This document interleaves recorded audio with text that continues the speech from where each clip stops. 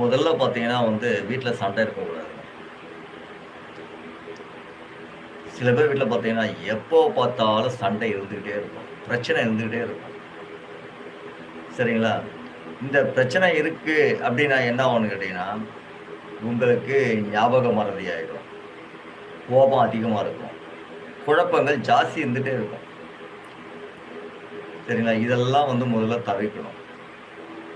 அதுக்கு என்ன பண்ணணும்னு கேட்டீங்கன்னா, வீட்டுப்புறம் இருக்கக்கூடிய நிலைகள சுத்தப்படுத்திக்கணும்.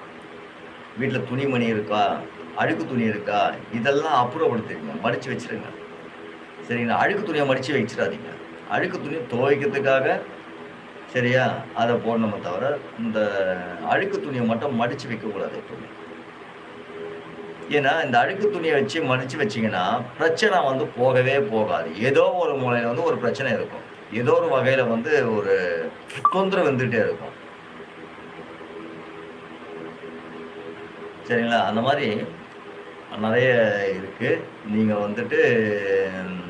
வீட்ட சுத்தி இருக்கக்கூடிய சில உங்களுக்கு ஒரு ஒரு வீட்ல இருக்கோம். வேற வழி இல்ல. ஒரு வீட்ல நம்ம வாடகை இருக்கோம்னா, வாடகை இருக்கும்பொழுது இந்த மூலை முடக்குல துணி, இந்த குப்பைகள் சேர்க்காதீங்க.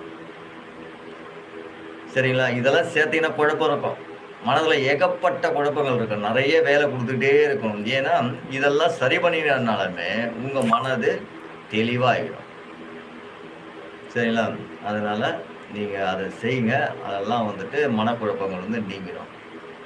ஏன்னா, நீங்க இத சரியா சுத்தம் பண்ணினனாலவே முதல்ல இந்த சண்டை போடுறாங்க பாருங்க, அது சண்டை இருக்காது.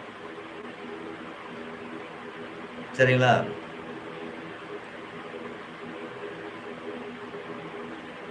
மனக்குழப்பம் தன்னால நீங்கிடும்.